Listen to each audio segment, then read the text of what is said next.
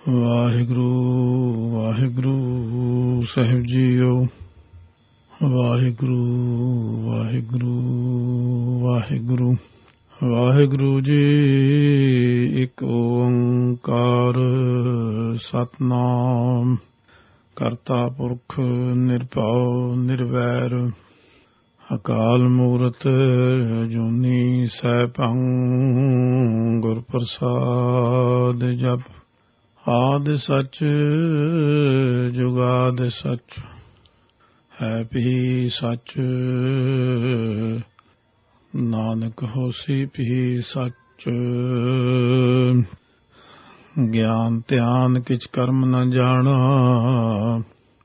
ਸਾਰ ਨ ਜਾਣਾ ਤੇਰੀ। ਸਭ ਤੇ ਵੱਡਾ ਸਤਿਗੁਰੂ ਨਾਨਕ ਜਿਨ ਕਲ ਰਾਖੀ ਮੇਰੀ।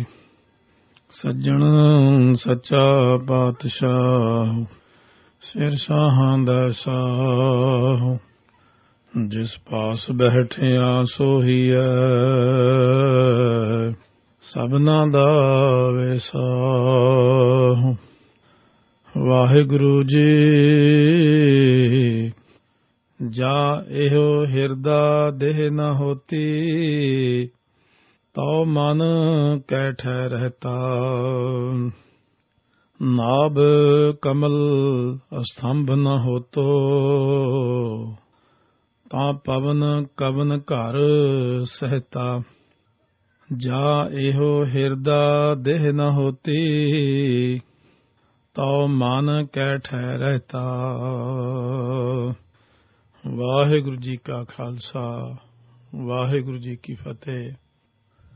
ਗੁਰੂ ਗਰੀਬ ਨਵਾਜ ਅੰਤਰਜਾਮੀ ਭਗਤ ਵਤਸਲ ਕਿਰਪਾ ਦੇ ਖਜ਼ਾਨੇ ਧੰਨ ਧੰਨ ਸਾਹਿਬ ਸ੍ਰੀ ਗੁਰੂ ਗ੍ਰੰਥ ਸਾਹਿਬ ਮਹਾਰਾਜ ਦੀ ਸਾਜੀ ਨਵਾਜੀ ਗੁਰੂ ਰੂਪ ਗੁਰੂ ਖਾਲਸਾ ਸਾਧ ਸੰਗਤ ਜੀ।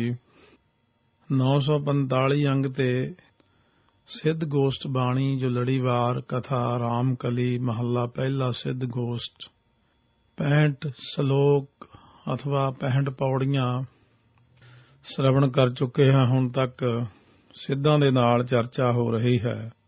ਸਿੱਧਾਂ ਨੂੰ ਜਦੋਂ ਇੱਕ ਪ੍ਰਸ਼ਨ 2-4 ਪ੍ਰਸ਼ਨਾਂ ਦਾ ਉੱਤਰ ਸਹੀ ਮਿਲ ਜਾਂਦਾ ਹੈ, ਉਹ ਪ੍ਰਸ਼ਨ ਦੇ ਵਿੱਚੋਂ ਦੇਖੋ ਕਿਵੇਂ ਫੇਰ ਪ੍ਰਸ਼ਨ ਹੋਰ ਉਠਾ ਲੈਂਦੇ ਨੇ। ਧੰਨ ਗੁਰੂ ਨਾਨਕ ਦੇਵ ਸਾਹਿਬ ਜੀ ਮਹਾਰਾਜ ਸਭ ਤੇ ਵੱਡਾ ਸਤਿਗੁਰੂ ਨਾਨਕ ਜਿਨ ਕਲ ਰਾਖੀ ਮੇਰੀ। ਆਓ 66ਵੀਂ ਪੌੜੀ ਵਿੱਚ ਹੁਣ ਸਿੱਧਾਂ ਦੇ ਪ੍ਰਸ਼ਨ ਫੇਰ ਉਹਦਾ ਜਵਾਬ ਮਿਲੇਗਾ। ਬਖਸ਼ਿਸ਼ ਕਰਦੇ ਹਨ। ਜਾ ਇਹੋ ਹਿਰਦਾ ਦੇਹ ਨ ਹੋਤੀ ਤਉ ਮਨ ਕੈਠੈ ਰਹਤਾ। ਪਹਿਲਾਂ ਤੇ ਪੁੱਛਿਆ ਸੀ ਕਿ ਜਦੋਂ ਇਹੋ ਮਨ ਨਿਹਚਲ ਹਿਰਦਾ ਵਸੀ ਵਾਲੇ ਗੁਰਮੁਖ ਮੂਲ ਪਛਾਣ ਰਹੇ, ਤੇ ਹੁਣ ਉਸ ਤੋਂ ਵੀ ਅੱਗੇ ਦਾ ਪ੍ਰਸ਼ਨ ਕਰ ਦਿੱਤਾ ਹੈ। ਜਦੋਂ ਹਿਰਦਾ ਨਹੀਂ ਸੀ, ਚਲੋ ਪਹਿਲਾਂ ਤਾਂ ਹਿਰਦੇ ਵਿੱਚ ਰਹਿੰਦਾ ਸੀ ਇਹ ਮਨ। ਜਦੋਂ ਹਿਰਦਾ ਨਹੀਂ ਸੀ, ਦੇਹੀ ਨਹੀਂ ਸੀ, ਤਦੋਂ ਮਨ ਕਿੱਥੇ ਰਹਿੰਦਾ ਸੀ? ਨਾਭ ਕਮਲ ਅਸਤੰਭ ਨ ਹੋਤੋ ਤਾਂ ਪਵਨ ਕਵਨ ਘਰ ਸਹਿਤਾ। ਜਦੋਂ ਨਾਭੀ ਰੂਪ ਕਮਲ ਪਵਨ ਲਈ ਥੰਮ ਰੂਪ ਨਹੀਂ ਸੀ, ਭਾਵ ਦਾ ਆਸਰਾ ਨਹੀਂ ਸੀ, ਤਾਂ ਪਵਨ ਕਿਸ ਘਰ ਵਿੱਚ ਰਹਿੰਦਾ ਸੀ?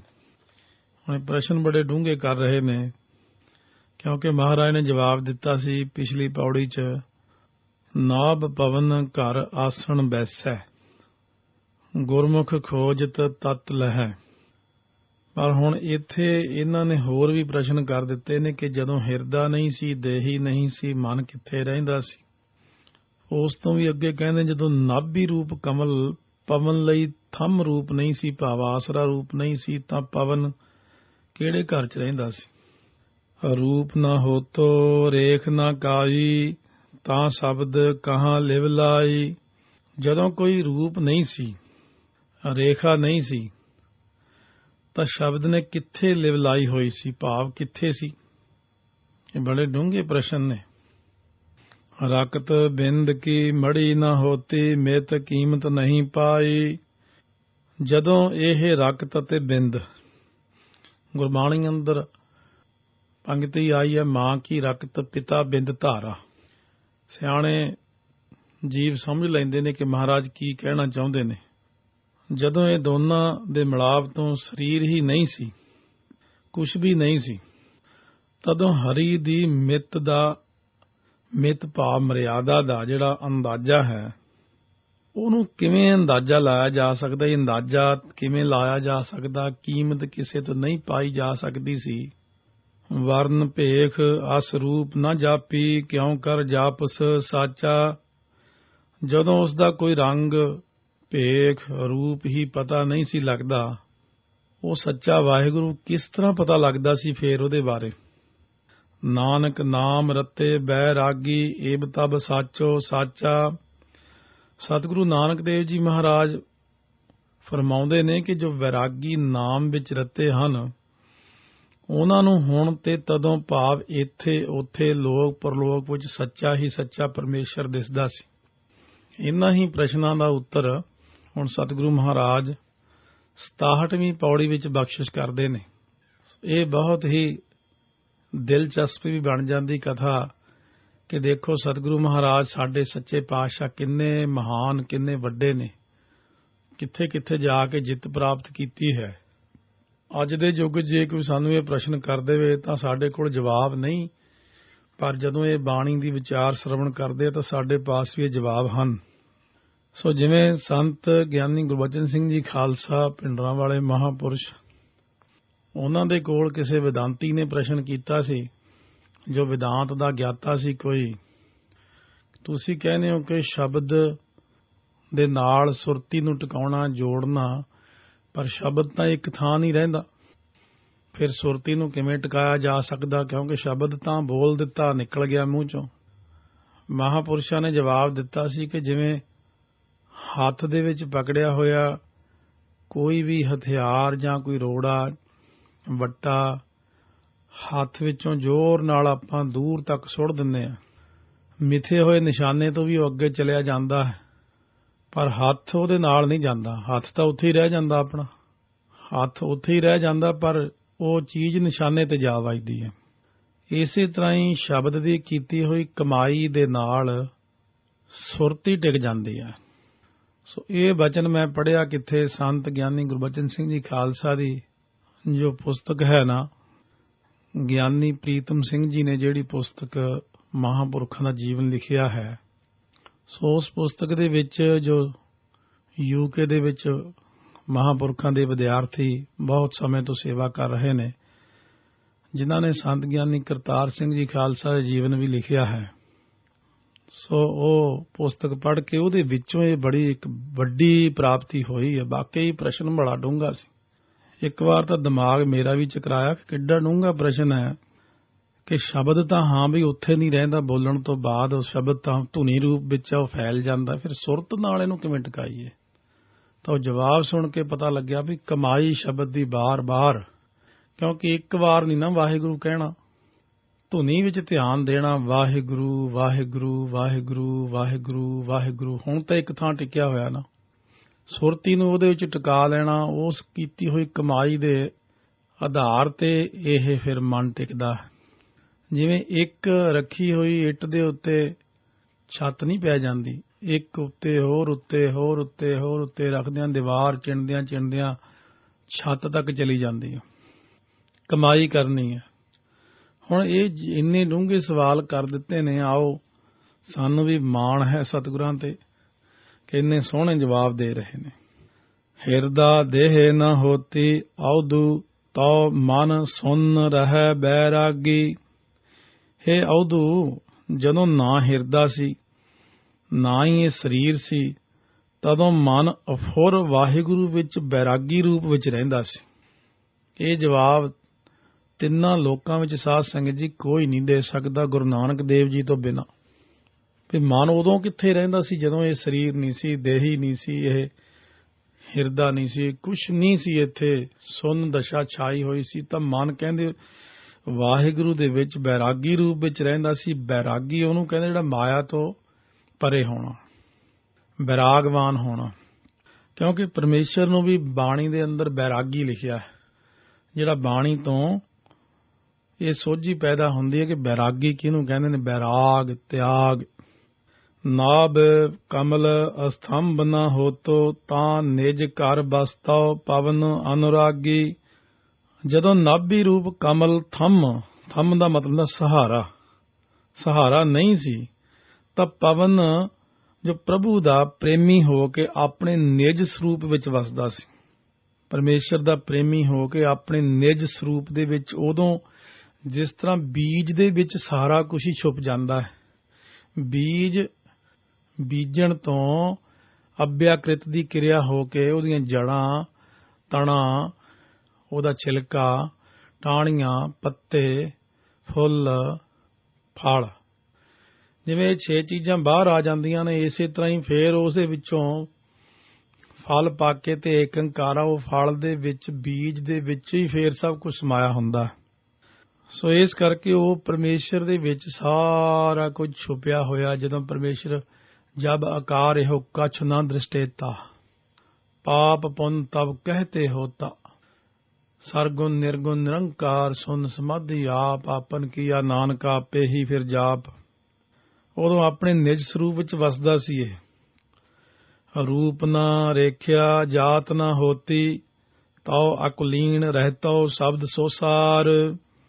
ਜਦੋਂ ਜਗਤ ਦਾ ਕੋਈ ਰੂਪ ਰੇਖ ਨਹੀਂ ਸੀ, ਤਦੋਂ ਉਹ ਸ਼ਬਦ ਤਤ ਰੂਪ ਹੋ ਕੇ ਅਕੁਲੀਨ ਤੋਂ ਭਾਵ, ਅਕੁਲੀਨ ਹੁੰਦਾ ਕੁਲ ਤੋਂ ਰਹਿਤ, ਪ੍ਰਭੂ ਕੁਲ ਤੋਂ ਰਹਿਤ ਵਾਹਿਗੁਰੂ ਵਿੱਚ ਰਹਿੰਦਾ ਸੀ। ਜਦੋਂ ਜਗਤ ਦਾ ਕੋਈ ਰੂਪ ਰੇਖ ਨਹੀਂ ਸੀ, ਤਦੋਂ ਉਹ ਸ਼ਬਦ ਤਤ ਰੂਪ ਹੋ ਕੇ ਜੋ ਕੁਲਾਂ ਤੋਂ ਰਹਿਤ ਵਾਹਿਗੁਰੂ ਹੈ ਉਹਦੇ ਵਿੱਚ ਨਿਵਾਸ ਕਰਦਾ ਸੀ। ਗਾਉਨ ਗਗਨ ਜਬ ਤਬਹਿ ਨਾ ਹੋਤਾ, ਤ੍ਰਿਭਵਨ ਜੋਤ ਆਪੇ ਨਿਰੰਕਾਰ। ਜਦੋਂ ਧਰਤੀ ਤੇ ਆਕਾਸ਼ ਨਹੀਂ ਸੀ, ਤਦੋਂ ਤਿੰਨਾਂ ਲੋਕਾਂ ਦੀ ਜੋਤ ਕੇਵਲ ਪਰਮਾਤਮਾ ਆਪ ਹੀ ਸੀ। ਗਾਉਨ ਗਗਨ ਜਬ ਤਬਹਿ ਨਾ ਹੋਤਾ, ਤ੍ਰਿਭਵਨ ਜੋਤ ਆਪੇ ਨਿਰੰਕਾਰ। ਕਿਉਂਕਿ ਜਦੋਂ ਤਿੰਨੇ ਭਵਨ ਹੀ ਨਹੀਂ ਸੀ, ਤਾਂ ਤਿੰਨਾਂ ਭਵਨਾਂ ਦੀ ਗੱਲ ਹੀ ਨਹੀਂ ਸੀ। ਸਿਰਫ ਆਪ ਹੀ ਆਪ, ਪ੍ਰਕਾਸ਼ ਹੀ ਪ੍ਰਕਾਸ਼। ਵਰਨ ਭੇਖ ਅਸਰੂਪ ਸੋ ਏਕੋ ਸ਼ਬਦ ਵਿਡਾਣੀ। ਉਹ ਵਾਹਿਗੁਰੂ ਦਾ ਜਿਹੜਾ ਵਰਨ ਤੋਂ ਭਾਵ ਰੰਗ ਰੂਪ ਇੱਕ ਨਹੀਂ ਸੀ, ਅਤੇ ਇੱਕ ਸ਼ਬਦ ਹੀ ਅਚਰਜ ਰੂਪ ਸੀ। ਬਸ ਸ਼ਬਦ ਵਾਹਿਗੁਰੂ ਵਾਹਿਗੁਰੂ ਤੋਂ ਸ਼ਬਦ ਰੂਪ ਬ੍ਰਹਮ ਜੋ ਸੀ ਉਹ ਆਪ ਹੀ ਆਪ ਸੀ, ਆਪੇ ਆਪ ਨਿਰੰਜਨ ਸੋਏ। ਇਹ ਤਾਂ ਬਾਅਦ ਦੇ ਚ ਫਿਰ ਆਪੇ ਭਾਂਡੇ ਸਾਜੇ ਨਾ ਆਪੇ ਪੂਰਨ ਦੇ, ਇੱਕ ਨੀ ਦੁੱਧ ਸਮਾਈਆ ਇੱਕ ਚੁੱਲ੍ਹੇ ਰਹਿਣ ਚੜੇ। ਕਿਉਂਕਿ ਵਾਹਿਗੁਰੂ ਲਈ ਤਾਂ ਕਹਿੰਦੇ ਨੇ ਮਹਾਰਾਜ ਗੁਰੂ ਨਾਨਕ ਦੇਵ ਜੀ, ਥਾਪਿਆ ਨਾ ਜਾਏ ਕੀਤਾ ਨਾ ਹੋਏ, ਆਪੇ ਆਪ ਨਿਰੰਜਨ ਸੋਏ। ਅਚਰਜ ਰੂਪ ਆਪ ਹੀ ਸੀ। ਇਹ ਗੱਲ ਨਿਸ਼ਚੈ ਜਾਣੋ ਕਿ ਸੱਚ ਤੋਂ ਬਿਨਾਂ, ਕੀ ਕਹਿੰਦੇ ਹਨ, ਸਾਚ ਬਿਨਾਂ ਸੂਚਾ ਕੋ ਨਾਹੀਂ, ਨਾਨਕ ਅਕਥ ਕਹਾਣੀ। ਕਿ ਸੱਚ ਤੋਂ ਬਿਨਾਂ ਕੋਈ ਮਨੁੱਖ ਸੁੱਚਾ ਪਵਿੱਤਰ ਨਹੀਂ ਹੈ। ਧੰਨ ਗੁਰੂ ਨਾਨਕ ਦੇਵ ਜੀ ਫਰਮਾਉਂਦੇ ਨੇ, ਇਹ ਨਾ ਕਥੀ ਜਾ ਸਕਣ ਵਾਲੀ ਕਥਾ ਹੈ, ਇਹਨੂੰ ਸਾਰੇ ਜਾਣੇ ਕਥਨ ਨਹੀਂ ਕਰ ਸਕਦੇ। ਉਦੋਂ ਅੱਗੇ ਜਿੱਥੇ ਮਨੁੱਖ ਦੀ ਬੁੱਧੀ ਜਵਾਬ ਦੇ ਜਾਂਦੀ ਹੈ, ਕਿਉਂਕਿ ਬ੍ਰਹਮ ਤਾਂ ਬਹੁਤ ਵੱਡੇ ਨੇ, ਮਨੁੱਖ ਤਾਂ ਕੁਝ ਵੀ ਨਹੀਂ। ਜਿੱਥੇ ਨਾਨਕ ਕਥਨਾ ਕਰੜਾ ਸਾਰ, ਕਥਨਾ ਕਥੀ ਨ ਆਵੈ ਤੋਟ, ਕਾਥ ਕਾਥ ਕਥੀ ਕੋਟੀ ਕੋਟ ਕੋਟ। ਕਥਨਾ ਕਥੀ ਨ ਆਵੈ ਤੋਟ, ਕਾਥ ਕਾਥ ਕਥੀ ਕੋਟੀ ਕੋਟ ਕੋਟ। ਸਭ ਕਥ ਕਥ ਰਹੀ ਲੁਕਾਈ। ਕਿਉਂਕਿ ਜਿੱਥੇ ਤੱਕ ਬੁੱਧੀ ਹੈ ਉੱਥੇ ਤੱਕ ਹੀ ਸਮਰੱਥਾ ਹੈ, ਉੱਥੇ ਤੱਕ ਹੀ ਆਪਾਂ ਕਹਿ ਸਕਦੇ ਹਾਂ। ਉਸ ਤੋਂ ਬਾਅਦ ਕਈ ਚੀਜ਼ਾਂ ਐਸੀਆਂ ਜਿਹੜੀਆਂ ਫਿਰ ਸ਼ਬਦ ਮੁੱਖ ਦੀ ਬੋਲੀ ਰਾਹੀਂ ਵੀ ਕਥਨ ਨਹੀਂ ਹੁੰਦੀਆਂ। ਅਕਥ ਕਥਾ ਜਾ ਕੀ ਬਾਤ ਸੁਣੀ, ਉਹ ਅਕਥ ਕਥਾ 'ਚ ਚਲਿਆ ਜਾਂਦਾ, ਜਿੱਥੇ ਜਾ ਕੇ ਜੀਵ ਆਨੰਦਮਈ ਅਵਸਥਾ 'ਚ ਪਹੁੰਚ ਜਾਂਦਾ ਹੈ। ਸੋ 66ਵੀਂ ਪੌੜੀ 'ਚ ਇਹ ਸਾਰੇ ਪ੍ਰਸ਼ਨ ਹੀ ਸਨ। ਕੇਵਲ ਆਖਰੀ ਪੰਕਤੀ 'ਚ ਨਾਮ ਰਤੇ ਬੈਰਾਗੀ ਦੀ ਦਸ਼ਾ ਵਰਣਨ ਕੀਤੀ ਮਹਾਰਾਜ ਨੇ। ਬਾਕੀ 67ਵੀਂ ਪੌੜੀ 'ਚ ਫਿਰ ਸਤਿਗੁਰੂ ਮਹਾਰਾਜ ਨੇ ਦੇਖੋ ਸਾਰੇ ਜਵਾਬ ਦੇ ਦਿੱਤੇ ਨੇ। ਹੁਣ ਅੱਗੇ 68ਵੀਂ ਪੌੜੀ ਵਿੱਚ ਕਿਰਪਾ ਕਰ ਰਹੇ ਨੇ। ਕਿਤ ਕਿਤ ਬਿਦ ਜਗ ਉਪਜੈ ਪੁਰਖਾ, ਕਿਤ ਕਿਤ ਦੁੱਖ ਬਿਨ ਸਜਾਈ। ਜਦੋਂ ਹੁਣ ਪ੍ਰਸ਼ਨਾਂ ਦਾ ਬਿਲਕੁਲ ਅੰਤ ਹੋ ਗਿਆ ਕਿ ਜਦੋਂ ਇਹ ਕੁਝ ਵੀ ਨਹੀਂ ਸੀ, ਇੱਥੇ ਕੁਝ ਵੀ ਨਹੀਂ ਸੀ, ਤਾਂ ਹੁਣ ਦੁਬਾਰਾ ਉਹਨਾਂ ਪ੍ਰਸ਼ਨਾਂ ਨੂੰ ਆਉਣ ਸ਼ੁਰੂ ਕਰਦੇ ਨੇ ਕਿ ਫਿਰ ਇਹ ਦੱਸੋ ਵੀ ਇਹ ਜੱਗ ਕਿਵੇਂ ਪੈਦਾ ਹੁੰਦਾ ਹੈ, ਕਿਵੇਂ ਨਾਸ ਹੁੰਦਾ ਹੈ। ਕਹਿਣ ਲੱਗੇ ਮਹਾਰਾਜ ਸੱਚੇ ਪਾਤਸ਼ਾਹ ਜੀ ਨੂੰ, ਹੈ ਪੁਰਖਾ, ਇਹ ਜਗਤ ਕਿਸ ਵਿਧੀ ਨਾਲ ਪੈਦਾ ਹੁੰਦਾ ਅਤੇ ਕਿਸ ਤਰ੍ਹਾਂ ਦੁੱਖ ਵਿੱਚ ਪੈ ਕੇ ਨਾਸ ਹੁੰਦਾ। ਹਉਮੈ ਵਿੱਚ ਜਗ ਉਪਜੈ ਪੁਰਖਾ, ਨਾਮ ਵਿਸਰਿਆ ਦੁੱਖ ਪਾਈ। ਇਹ ਪੁਰਖ ਜਗਤ ਹਉਮੈ ਵਿੱਚ ਪੈਦਾ ਹੁੰਦਾ। ਹੁਣ ਜਵਾਬ ਦਿੰਦੇ ਨੇ, ਅਤੇ ਨਾਮ ਵਿਸਰਨ ਨਾਲ ਦੁੱਖ ਪਾਉਂਦਾ, ਨਾਸ ਹੋ ਜਾਂਦਾ।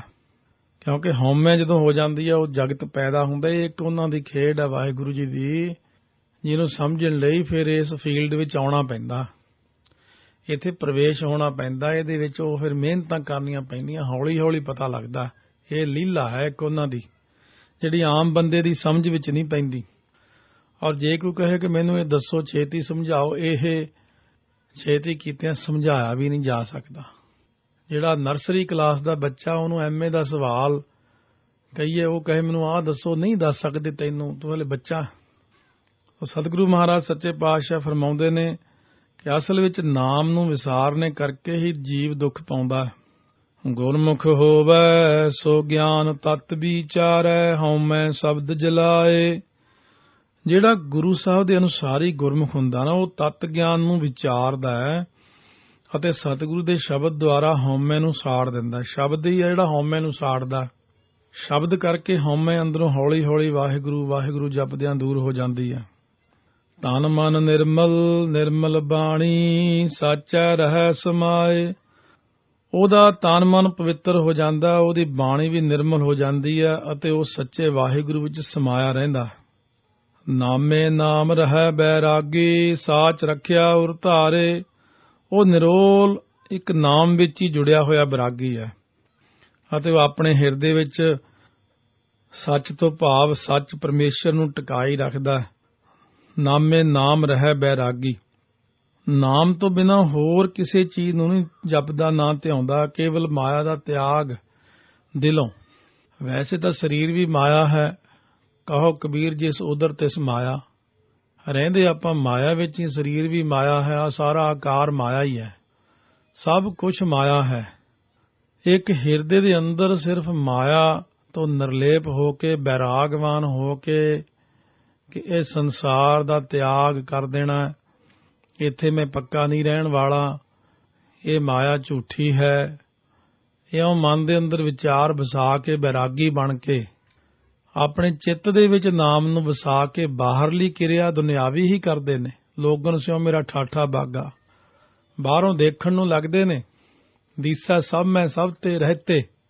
ਬ੍ਰਹਮ ਗਿਆਨੀ ਜਾਂ ਰੱਬ ਦੇ ਪਿਆਰੇ ਨਾਮ ਰਸੀਏ ਰਹਿੰਦੇ ਤਾਂ ਆਪਣੇ ਵਿੱਚ ਹੀ ਐਂ ਦੀਂਦੇ ਨੇ, ਕੰਮਕਾਰ ਕਰਦੇ ਹੁੰਦੇ ਨੇ, ਐਂ ਤਾਂ ਨਹੀਂ ਪਤਾ ਲੱਗਦਾ ਇਹ ਕੌਣ ਹੈ, ਕਿਵੇਂ ਹੈ।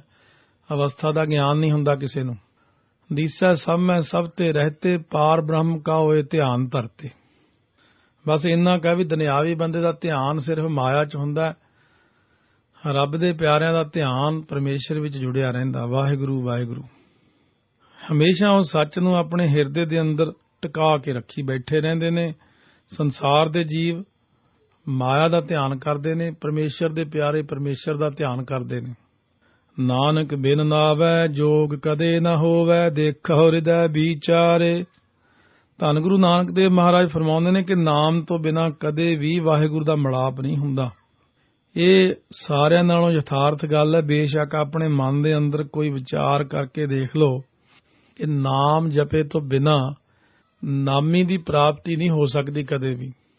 ਜੇ ਪਰਮੇਸ਼ਰ ਦੀ ਪ੍ਰਾਪਤੀ ਕਰਨੀ ਹੈ ਤਾਂ ਸਾਨੂੰ ਕਹਿੰਦੇ ਨੇ ਨਾਮ ਜਪਣਾ ਹੀ ਪਵੇਗਾ।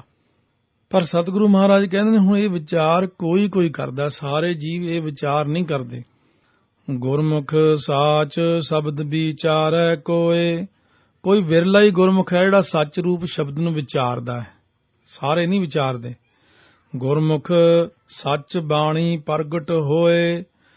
ਗੁਰੂ ਸਾਹਿਬ ਦੀ ਬਾਣੀ ਰਾਹੀਂ ਸੱਚਾ ਵਾਹਿਗੁਰੂ ਉਹਦੇ ਹਿਰਦੇ 'ਚ ਪ੍ਰਗਟ ਹੋ ਜਾਂਦਾ ਹੈ ਗੁਰੂ ਸਾਹਿਬ ਦੀ ਕਿਰਪਾ ਦਾ ਸਦਕਾ।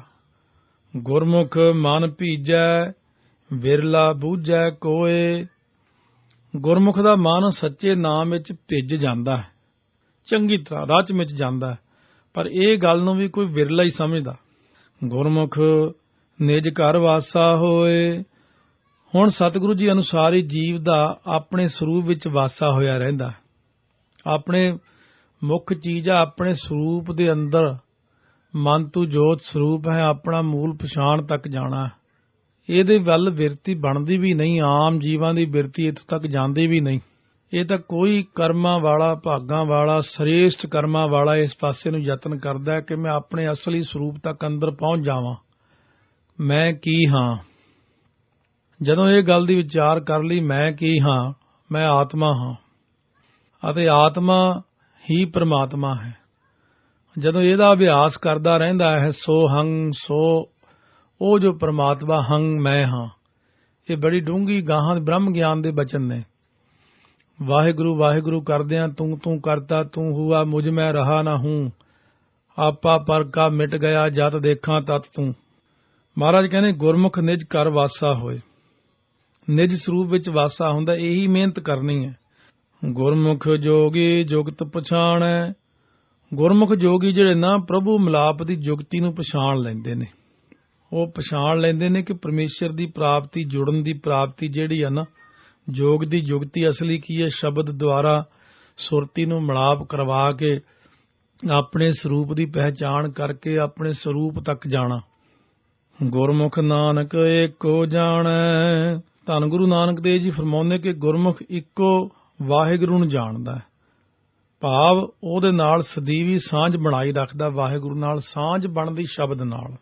ਸ਼ਬਦ ਅਤੇ ਸੁਰਤ, ਜਿੰਨਾ ਚਿਰ ਆਪਾਂ ਕਥਾ ਸੁਣਦੇ ਹਾਂ, ਕੀਰਤਨ ਸੁਣਦੇ ਹਾਂ, ਸਾਡੀ ਤਾਰ ਜੁੜੀ ਰਹਿੰਦੀ ਹੈ ਤਾਂ ਸਾਂਝ ਬਣੀ ਰਹਿੰਦੀ ਹੈ। ਗੁਰਮੁਖ ਨਾਦੰ ਗੁਰਮੁਖ ਵੇਦੰ ਗੁਰਮੁਖ ਰਹਿਆ ਸਮਾਈ।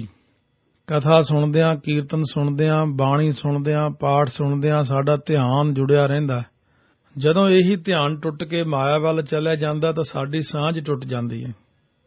ਪਰ ਸਤਿਗੁਰੂ ਮਹਾਰਾਜ ਜੀ ਕਹਿੰਦੇ ਨੇ ਇਹ ਸਾਰਾ ਕੁਝ ਸਤਿਗੁਰੂ ਦੀ ਸੇਵਾ ਨਾਲ ਹੁੰਦਾ। ਜੇ ਸਤਿਗੁਰੂ ਦੀ ਸੇਵਾ ਕਰੇ, ਸਤਿਗੁਰੂ ਦੀ ਪ੍ਰਸੰਨਤਾ ਲਵੇ ਤਾਂ ਉਹ ਜੀਵ ਸਿਰੇ ਲੱਗਦਾ। ਜਿਵੇਂ ਆਪ ਜੀ ਹੁਣ ਫਰਮਾਉਂਦੇ 70ਵੀਂ ਪੌੜੀ 'ਚ, ਬਿਨ ਸਤਿਗੁਰ ਸੇਵੇ ਜੋਗ ਨਾ ਹੋਈ। ਸਤਿਗੁਰੂ ਦੀ ਸੇਵਾ ਤੋਂ ਬਿਨਾਂ ਜੋਗ ਭਾਵ ਵਾਹਿਗੁਰੂ ਨਾਲ ਮਿਲਾਪ ਨਹੀਂ ਹੁੰਦਾ। ਜਿੰਨਾ ਮਰਜ਼ੀ ਕੋਈ ਜ਼ੋਰ ਲਾਵੇ, ਪਹਿਲਾਂ ਤਾਂ ਗੁਰੂ ਨੂੰ ਧਾਰਨਾ, ਫਿਰ ਗੁਰੂ ਸਾਹਿਬ ਦੀ ਸੇਵਾ ਕਰਨੀ, ਫਿਰ ਗੁਰੂ ਸਾਹਿਬ ਦੇ ਬਚਨ ਕਮਾਉਣੇ, ਗੁਰੂ ਕੇ ਦੱਸੇ ਹੋਏ ਮਰਿਆਦਾ ਅੰਦਰ ਚੱਲਣਾ। ਇਸ ਤਰ੍ਹਾਂ ਸਤਿਗੁਰੂ ਕਹਿੰਦੇ ਜਦੋਂ ਮਰਿਆਦਾ ਨੂੰ ਕਮਾਉਂਦਾ ਤਾਂ ਉਹਦੀ ਗੁਰੂ ਸਾਹਿਬ ਦੀ ਕਿਰਪਾ ਨਾਲ ਫੇਰ ਸ਼ਬਦ ਵੱਲ ਬਿਰਤੀ ਜੁੜਦੀ ਹੈ। ਕਿਉਂਕਿ ਮਲ, ਵਿਖੇਪ ਤੇ ਅਵਰਨ ਇਹ ਤਿੰਨ ਮੈਲਾਂ ਨੇ। ਸਤਿਗੁਰੂ ਮਹਾਰਾਜ ਪਹਿਲਾਂ ਦੇਖਦੇ ਕਿ ਮਲ, ਮੋਟੀ ਮੋਟੀ ਮੈਲ ਜਿਹੜੀ ਆ ਉਹ ਸੇਵਾ ਦੇ ਨਾਲ ਉਤਾਰਦੇ ਨੇ। ਫਿਰ ਵਿਖੇਪਤਾ ਹੁੰਦੀ, ਨਾਨਾਪੁਣਾ ਜਿਹੜਾ ਮਨ ਦੇ ਅੰਦਰ, ਉਹ ਸਤਿਗੁਰੂ ਮਹਾਰਾਜ ਫਿਰ ਕਥਾ ਦੇ ਰਾਹੀਂ, ਕੀਰਤਨ ਦੇ ਰਾਹੀਂ ਉਤਾਰਦੇ ਨੇ। ਫਿਰ ਵਿਖੇਪਤਾ ਜਿਹੜੀ ਆਉਂਦੀ ਹੈ, ਉਹ ਵਿਖੇਪਤਾ ਜਿਹੜੀ ਆ ਮਲ, ਵਿਖੇਪ ਤੇ ਅਵਰਨ, ਫਿਰ ਅਵਰਨ ਜਿਹੜਾ ਪੜਦਾ ਪਿਆ ਹੁੰਦਾ ਦਿਮਾਗ ਤੇ, ਬੁੱਧੀ ਤੇ, ਮਾਇਆ ਦਾ, ਉਹ ਗਿਆਨ ਦੁਆਰਾ ਉਤਾਰਦੇ। ਜੇ 100 ਚੰਦਾ ਉਗਵੈ ਸੂਰਜ ਚੜ੍ਹੈ ਹਜ਼ਾਰ, ਏਤੇ ਚਾਨਣ ਹੁੰਦਿਆਂ ਗੁਰ ਬਿਨ ਘੋਰ ਅੰਧਾਰ। ਫਿਰ ਜਾ ਕੇ ਸੇਵਾ ਕਰਕੇ, ਗੁਰੂ ਵਾਲੇ ਬਣ ਕੇ, ਮਿਹਨਤ ਮੁਸ਼ੱਕਤ ਕਰਕੇ ਜਾ ਕੇ ਕਿਤੇ ਪ੍ਰਾਪਤੀ ਹੁੰਦੀ ਹੈ। ਕਿਉਂਕਿ ਬਿਨ ਸਤਿਗੁਰ ਭੇਟੇ ਮੁਕਤ ਨਾ ਕੋਈ। ਸਤਿਗੁਰੂ ਦੇ ਮਿਲਾਪ ਤੋਂ ਬਿਨਾਂ ਕੋਈ ਜੀਵ ਮੁਕਤ ਨਹੀਂ ਹੋ ਸਕਦਾ। ਬੰਧਨ ਮੁਕਤ ਸਤਿਗੁਰੂ ਨੇ ਹੀ ਕਰਨਾ ਹੈ। ਕਿਉਂਕਿ ਸਤਿਗੁਰੂ ਤੋਂ ਬਾਅਦ, ਸਤਿਗੁਰੂ ਮਹਾਰਾਜ ਸੱਚੇ ਪਾਤਸ਼ਾਹ ਤੋਂ ਪਹਿਲਾਂ ਹੋਰ ਖੱਬੇ ਸੱਜੇ ਉੱਪਰ ਥੱਲੇ ਕੋਈ ਨਹੀਂ। ਇੱਕ ਪਰਮੇਸ਼ਰ, ਇੱਕ ਸਤਿਗੁਰੂ। ਕਰਤੇ ਕੀ ਮਿਤ ਕਰਤਾ ਜਾਣੈ, ਕਹਿ ਜਾਣੈ ਗੁਰਸੂਰਾ। ਗੁਰਦੇਵ ਸਤਿਗੁਰੂ ਪਾਰ ਬ੍ਰਹਮ ਪਰਮੇਸ਼ਰ ਗੁਰਦੇਵ ਨਾਨਕ ਹਰਿ ਨਮਸਕਾਰਾ। ਹੁਣ ਨਾਮ ਦੀ ਪ੍ਰਾਪਤੀ ਜਿਹੜੀ ਹੈ ਇਹ ਕਿਤੋਂ ਹੋਰ ਨਹੀਂ, ਸਤਿਗੁਰੂ ਤੋਂ ਬਿਨਾਂ ਹੋ ਸਕਦੀ। ਸਤਿਗੁਰੂ ਜੀ ਨਾਮ ਦੀ ਦਾਤ ਬਖਸ਼ਿਸ਼ ਕਰਦੇ ਨੇ। ਬਿਨ ਸਤਿਗੁਰ ਭੇਟੇ ਨਾਮ ਪਾਇਆ ਨਾ ਜਾਏ। ਸਤਿਗੁਰੂ ਦੇ ਮਿਲੇ ਤੋਂ ਬਿਨਾਂ ਵਾਹਿਗੁਰੂ ਦਾ ਜਿਹੜਾ ਨਾਮ ਹੈ ਨਾ, ਉਹ ਪ੍ਰਾਪਤ ਨਹੀਂ ਕੀਤਾ ਜਾ ਸਕਦਾ। ਇਹ ਵੀ ਇੱਕ ਬਖਸ਼ਿਸ਼ ਹੁੰਦੀ ਹੈ। ਕਈ ਪੁੱਛਦੇ ਨਾਮ ਕੀ ਹੈ? ਨਾਮ ਜਿਹੜਾ ਹੈ ਇਹ ਸਤਿਗੁਰੂ ਦੀ ਕਿਰਪਾ ਦੁਆਰਾ ਇੱਕ ਨਾਮ ਦਾ ਕਿਣਕਾ ਪ੍ਰਾਪਤ ਹੁੰਦਾ ਅਸਲੀ ਰੂਪ ਵਿੱਚ। ਇੱਕ ਅੱਖਰੀ ਕਹਿਣਾ ਵਾਹਿਗੁਰੂ ਵਾਹਿਗੁਰੂ, ਇੱਕ ਪ੍ਰਾਪਤੀ ਹੋਣੀ ਵਾਹਿਗੁਰੂ ਦੀ। ਇੱਕ ਮੂੰਹ ਨਾਲ ਕਹਿਣਾ ਪਾਣੀ ਪਾਣੀ, ਇੱਕ ਪਾਣੀ ਦਾ ਮਿਲਾਪ ਹੋਣਾ, ਪਾਣੀ ਪੀਣਾ। ਤੇ ਸਤਿਗੁਰੂ ਮਹਾਰਾਜ ਸੱਚੇ ਪਾਤਸ਼ਾਹ ਕਹਿੰਦੇ ਨੇ ਨਾਮ ਦਾ ਕਿਣਕਾ ਸਤਿਗੁਰੂ ਜਦੋਂ ਬਖਸ਼ਿਸ਼ ਕਰਦੇ ਕਿ ਇਹਦੇ ਹਿਰਦੇ 'ਚ ਨਾਮ ਟਿਕਾ ਦਿੰਦੇ ਨੇ। ਕਿਣਕਾ ਏਕ ਜਿਸ ਜੀਵ ਬਸਾਵੈ, ਤਾਂ ਕਿ ਮਹਿਮਾ ਗਨੀ ਨਾ ਆਵੈ। ਸਾਰਾ ਬ੍ਰਹਿਮੰਡ ਨਾਮ ਦੇ ਆਸਰੇ ਖੜਾ, ਨਾਮ ਨਹੀਂ ਬਣਾਇਆ। ਨਾਮ ਕੇ ਧਾਰੇ ਸਗਲੇ ਜੰਤ, ਨਾਮ ਕੇ ਧਾਰੇ ਖੰਡ ਬ੍ਰਹਿਮੰਡ। ਇਹ ਸਾਰੀਆਂ ਚੀਜ਼ਾਂ ਨਾਮ ਨਹੀਂ ਤਾਂ ਬਣਾਈਆਂ ਨੇ। ਸਤਿਗੁਰੂ ਜੀ ਤੋਂ ਬਿਨਾਂ ਨਾਮ ਦੀ ਦਾਤ ਮਿਲਦੀ ਨਹੀਂ। ਬਿਨ ਸਤਿਗੁਰ ਭੇਟੇ ਮਹਾ ਦੁੱਖ ਪਾਏ। ਸਤਿਗੁਰੂ ਜੀ ਦੇ ਮਿਲਾਪ ਤੋਂ ਬਿਨਾਂ ਨਾ ਜੀਵ ਬਹੁਤ ਹੀ ਦੁੱਖ ਪਾਉਂਦਾ, ਬਹੁਤ ਹੀ ਦੁੱਖ ਪਾਉਂਦਾ। क्योंकि ये अपने आप जो सियाणा बन जाता कि मैं बहुत सियाणा, मैनू सारा ज्ञान है, यही चीज़ सानू मारदी कि मैनू ज्ञान है, मैं बहुत विद्वान हाँ जां मैनू बड़ी सियाणप है। महाराज जी कहते ने ये जिहड़ा ज्ञान है ना, ये जीव का असल विच ज्ञान नहीं, अज्ञान है। जदों सतगुरु नूं अपना आसरा मन के चल पवे कि जो गुर कहे सोई भल मानो, हर हर कथा निराली। ताइयों चौथे पातशाह महाराज ने बचन किया कि हम अंधले अंध बिखै बिखराते, क्यों चल है गुर चाली, सतगुर दया करे सुख दाता, हम लावै आपन पाली, गुर सिख मीत चलो गुर चाली, जो गुर कहे सोई भल मानो, हर हर कथा निराली। ताइयों जीव दुख पाउंदा जद तक सतगुरु धारण नहीं करता। बिन सतगुर भेटे महा गर्भ गुबार, सतगुरु दे मिले तो बिना जीव दे अंदर इतना हंकार ते वड्डे घुप हनेरे विच ही रहिंदा कि मैं ही हाँ, मेरी बुद्धि, मेरा शरीर, मेरी दौलत, मेरी विद्या, मेरी सियाणप, इत्थे तक ही जीव सीमित रहिंदा। पर सतगुरु नूं मिले तो पता लगदा कि ज्ञान की है। नानक बिन गुर मुआ जन्म हार, धन गुरु नानक देव जी महाराज फरमाउंदे हे सिद्धो, गुरु दे मिले तो बिना ਇਹ ਜੀਵ ਜਿਹੜਾ ਨਾ ਮਨੁੱਖਾ ਜਨਮ ਨੂੰ ਹਾਰ ਕੇ ਹੀ ਚਲਿਆ ਜਾਂਦਾ ਸੰਸਾਰ ਸਾਗਰ ਤੋਂ। ਇਹ ਜੀਵ ਸੰਸਾਰ ਸਾਗਰ ਤੋਂ ਮਨੁੱਖਾ ਜਨਮ ਦੀ ਬਾਜੀ ਨੂੰ ਹਾਰ ਕੇ ਚਲਿਆ ਜਾਂਦਾ, ਕਿਉਂਕਿ ਫੇਰ ਦੁਬਾਰਾ 84 ਦੇ ਗੇੜੇ ਵਿੱਚ ਹੀ ਪਹੁੰਚ ਜਾਂਦਾ। ਪਰ ਜਦੋਂ ਸਤਿਗੁਰੂ ਮਹਾਰਾਜ ਸੱਚੇ ਪਾਤਸ਼ਾਹ ਦੀ ਬਖਸ਼ਿਸ਼ ਹੋ ਜਾਂਦੀ ਹੈ ਤਾਂ ਇਹ ਜਿਹੜਾ ਜੀਵ ਹੈ ਫੇਰ ਸਤਿਗੁਰੂ ਮਹਾਰਾਜ ਦੀ ਬਖਸ਼ਿਸ਼ ਦਾ ਸਦਕਾ ਅਕਾਲ ਪੁਰਖ ਦੇ ਵਿੱਚ ਲੀਨ ਹੋ ਜਾਂਦਾ। ਨਾਨਕ ਲੀਨ ਭਇਓ ਗੋਬਿੰਦ ਸਿਉ, ਜਿਉ ਪਾਣੀ ਸੰਗ ਪਾਣੀ, ਪਾਣੀ ਵਿੱਚ ਜਿਵੇਂ ਪਾਣੀ ਮਿਲ ਜਾਂਦਾ ਨਾ, ਇਸ ਤਰ੍ਹਾਂ ਇਹ ਜਿਹੜਾ ਜੀਵ ਹੈ ਇਹ ਲੀਨ ਹੋ ਜਾਂਦਾ ਵਾਹਿਗੁਰੂ ਦੇ ਵਿੱਚ। ਕਿਉਂਕਿ ਇਹ ਸਾਰੀ ਵਿਚਾਰ ਹੈ ਕਿ ਜਿਸ ਤਰ੍ਹਾਂ 21ਵੀਂ ਪੌੜੀ ਵਿੱਚ ਸਿੱਧਾ ਨੇ ਪ੍ਰਸ਼ਨ ਕੀਤਾ ਸੀ ਕਿ ਆਦਿ ਕਉ ਕਵਨ ਵਿਚਾਰ ਕਥੀਅਲੇ, ਭਾਵ ਸੰਸਾਰ ਦੇ ਆਦਿ ਦੀ ਗੱਲ ਪੁੱਛੀ ਸੀ। ਹੁਣ ਕਿਤ ਕਿਤ ਬਿਦ ਜਗ ਉਪਜੈ ਪੁਰਖਾ, ਦੋਵੇਂ ਮਿਲਦੇ ਜੁਲਦੇ ਪ੍ਰਸ਼ਨ ਕੀਤੇ ਨੇ। ਹੁਣ ਇਹ 68ਵੀਂ ਪੌੜੀ ਵਿੱਚ ਆ ਕੇ ਹਉਮੈ ਵਿੱਚ ਜਗ ਉਪਜੈ ਪੁਰਖਾ, ਨਾਮ ਵਿਸਰਿਆ ਦੁੱਖ ਪਾਈ। ਕਿਉਂਕਿ ਜਗਤ ਹਉਮੈ ਵਿੱਚ ਪੈਦਾ ਹੁੰਦਾ, ਕਿਉਂਕਿ ਮਾਂ ਦੇ ਦੁੱਧ ਤੋਂ ਜੋ ਪਿਆਰ ਲੱਗਾ ਉਹ ਵੱਧਦਾ ਗਿਆ। ਪਿਓ ਭੈਣਾਂ ਭਰਾ ਭਾਈ, ਪਹਿਲਾ ਪਿਆਰ ਲੱਗਾ ਥਣ ਦੁੱਧ, ਦੂਜਾ ਮਾਏ ਬਾਪ ਕੀ ਸੁੱਧ, ਤੀਜਾ ਭਈਆ ਭਾਬੀ ਬੇਵ, ਚੌਥਾ ਪਿਆਰ ਉਹ ਪੰਨੀ ਖੇਡ, ਪੰਜਵਾਂ ਖਾਣ ਪੀਣ ਕੀ ਧਾਤ, ਛੇਵਾਂ ਕਾਮ ਨਾ ਪੁੱਛਿਆ ਜਾਤ, ਅੱਗੇ ਅੱਗੇ ਵੱਧਦਾ ਗਿਆ। ਸਾਰੇ ਕੁਟੰਬ ਤੇ ਮਿੱਤਰਾਂ ਨਾਲ ਸਾਂਝ ਪੈ ਗਈ, ਮਹਿਲ ਮਾੜੀਆਂ ਉਸਰ ਗਈਆਂ, ਇੰਨਾ ਮੋਹ ਵੱਧ ਗਿਆ ਕਿ ਉਹਨੇ ਹਉਮੈ ਦਾ ਰੂਪ ਧਾਰਨ ਕਰ ਲਿਆ। ਤਾਈਓਂ ਗੁਰੂ ਨਾਨਕ ਦੇਵ ਜੀ ਨੇ ਬਚਨ ਕੀਤਾ ਨਾ, ਹਉ ਵਿੱਚ ਆਇਆ ਹਉ ਵਿੱਚ ਗਿਆ, ਹਉ ਵਿੱਚ ਜੰਮਿਆ ਹਉ ਵਿੱਚ ਮੁਆ, ਹਉ ਵਿੱਚ ਦਿੱਤਾ ਹਉ ਵਿੱਚ ਲਿਆ, ਹਉ ਵਿੱਚ ਖੱਟਿਆ ਹਉ ਵਿੱਚ ਗਿਆ। ਸਾਰਾ ਸ਼ਲੋਕ ਹੀ ਪੜ੍ਹ ਕੇ ਵੇਖੋ ਕਿ ਹਉਮੈ ਕਰ ਕਰ ਜੰਤੁ ਪਾਇਆ, ਹਉਮੈ ਬੂਝੈ ਤਾਂ ਦਰ ਸੂਝੈ, ਗਿਆਨ ਵਿਹੂਣਾ ਕਥ ਕਥ ਲੂਝੈ। ਸੋ ਇਸ ਕਰਕੇ ਜਿਨ੍ਹਾਂ ਨੂੰ ਨਾਮ ਦੀ ਦਾਤ ਪ੍ਰਾਪਤ ਹੋ ਜਾਂਦੀ ਹੈ ਉਹ ਨਾਮ ਦੁਆਰਾ ਹਉਮੈ ਨੂੰ ਸਾੜ ਦਿੰਦੇ ਨੇ, ਉਹਨਾਂ ਵਿੱਚ ਸੱਚੇ ਵਾਹਿਗੁਰੂ ਦਾ ਵਾਸਾ ਹੋ ਜਾਂਦਾ ਹੈ। ਮਹਾਰਾਜ ਨੇ ਅਗਲੀ ਫਿਰ ਪੌੜੀ ਦੱਸਿਆ ਕਿ ਕੋਈ ਵਿਰਲਾ ਹੀ ਗੁਰਮੁਖ ਸ਼ਬਦ ਦੀ ਵਿਚਾਰ ਤੇ ਸਿਮਰਨ ਕਰਦਾ, ਉਹਦੇ ਅੰਦਰ ਗੁਪਤੀ ਬਾਣੀ ਪ੍ਰਗਟ ਹੋ ਜਾਂਦੀ ਹੈ। ਉਸ ਤੋਂ ਅੱਗੇ ਫਿਰ ਮਹਾਰਾਜ ਨੇ ਬਚਨ ਕੀਤਾ, ਗੁਰਮੁਖ ਮਨ ਜੀਤਾ ਹਉਮੈ ਮਾਰ, ਭਾਵ ਅਸਲੀ ਜੋਗੀ ਉਹ ਹੈ ਜੋ ਗੁਰੂ ਸਾਹਿਬ ਦੇ ਹੁਕਮ ਵਿੱਚ ਚੱਲਦਾ, ਆਪਣੇ ਮਨ ਨੂੰ ਜਿੱਤਦਾ, ਹਉਮੈ ਨੂੰ ਮਾਰ ਲੈਂਦਾ, ਹਉਮੈ ਨਿਵਰਤੀ ਕਰਦਾ। ਇਹੀ ਔਖਾ ਹੈ, ਕਿਉਂਕਿ ਹਉਮੈ ਮਾਰ ਲਈ ਤਾਂ ਆਪਾਂ ਨਿਮਰਤਾ 'ਚ ਆ ਗਏ, ਕਿਉਂਕਿ ਸਭ ਤੋਂ ਵੱਧ ਨਿਮਰਤਾ ਪਰਮਾਤਮਾ ਵਿੱਚ, ਗੁਰੂ ਸਾਹਿਬਾਂ ਦੇ ਵਿੱਚ, ਤੇ ਨਿਮਰਤਾ ਹੀ ਉਹਨਾਂ ਨੇ ਸਿਖਾਉਣੀ ਹੈ। ਮਹਾਰਾਜ ਕਹਿੰਦੇ ਨਿਮਰਤਾ ਨਾਲ ਹੀ ਮੇਰੇ ਤੱਕ ਪਹੁੰਚਿਆ ਜਾ ਸਕਦਾ। ਆਈਓ ਮਹਾਰਾਜ ਨੇ ਸ੍ਰੀ ਜਪਜੀ ਸਾਹਿਬ ਦੇ ਬਚਨ ਕੀਤਾ ਨਾ ਕਿ ਮਨ ਜੀਤੈ ਜਗ ਜੀਤ। ਸੋ ਸਤਿਗੁਰੂ ਦੀ ਕਿਰਪਾ ਨਾਲ ਹੀ ਮਨੁੱਖ ਗੁਰਮੁਖ ਬਣ ਸਕਦਾ। ਗੁਰਮੁਖ ਦੀਆਂ ਨਿਸ਼ਾਨੀਆਂ ਜੋ ਭਾਈ ਮਨੀ ਸਿੰਘ ਨੇ ਲਿਖੀਆਂ ਉਹ ਸੁਧਾਰਨ ਤੋਂ ਸੁਧਾਰਨ ਸਿੱਖ ਨੂੰ ਵੀ ਸਮਝ ਆ ਜਾਂਦੀਆਂ।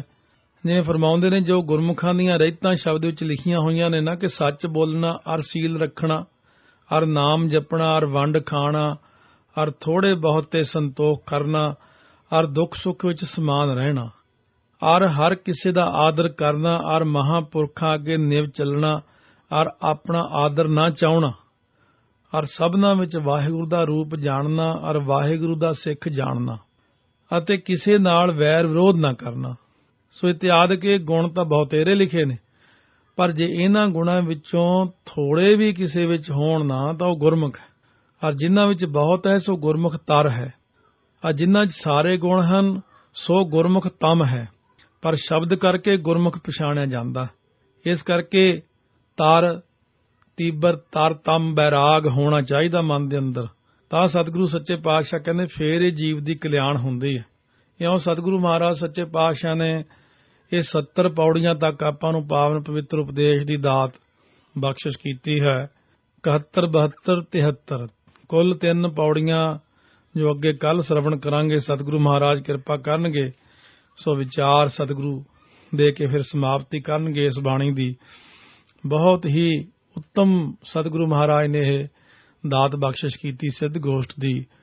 ਸਤਿਗੁਰੂ ਮਹਾਰਾਜ ਨੇ ਸਾਰਿਆਂ ਨਾਲੋਂ ਸ਼੍ਰੋਮਣੀ ਗੱਲ ਜੋ ਬਚਨ ਕੀਤਾ ਕਿ ਗੁਰੂ ਵਾਲਾ ਬਣ ਕੇ ਗੁਰੂ ਦੀ ਸੇਵਾ ਕਰਕੇ ਗੁਰੂ ਤੋਂ ਨਾਮ ਦੀ ਦਾਤ ਲੈ ਕੇ ਜਪ ਕੇ ਫਿਰ ਜਿਹੜਾ ਅਸਲ ਨਾਮ ਦਾ ਕਿਣਕਾ ਹੈ ਜੋ ਪ੍ਰਕਾਸ਼ ਰੂਪ ਹੈ ਫਿਰ ਉਹਦੀ ਪ੍ਰਾਪਤੀ ਸਤਿਗੁਰੂ ਮਹਾਰਾਜ ਤੋਂ ਕਰੀਏ। ਉਹ ਤਾਈਓ ਹੋ ਸਕਦਾ ਹੈ ਕਿ ਮਿਲ ਸੰਗਤ ਗੁਣ ਪ੍ਰਗਾਸ। ਜਿਹੜੇ ਸੰਗਤ ਵਿੱਚ ਬਹਿ ਕੇ ਨਾਮ ਜਪਦੇ ਨੇ ਉਹਨਾਂ ਨੂੰ ਸਤਿਗੁਰੂ ਮਹਾਰਾਜ ਦੀ ਬਖਸ਼ਿਸ਼ ਦਾ ਸਦਕਾ ਪ੍ਰਕਾਸ਼ ਹੋ ਜਾਂਦਾ ਹੈ। ਵਾਹਿਗੁਰੂ ਵਾਹਿਗੁਰੂ ਵਾਹਿਗੁਰੂ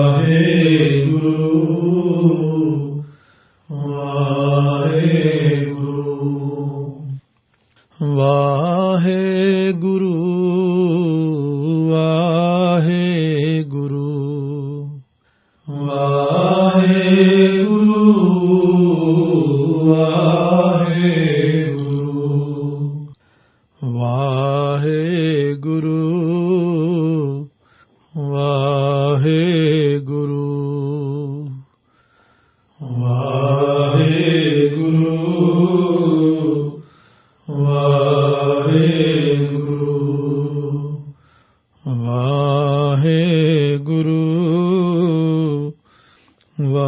ਵਾਹਿਗੁਰੂ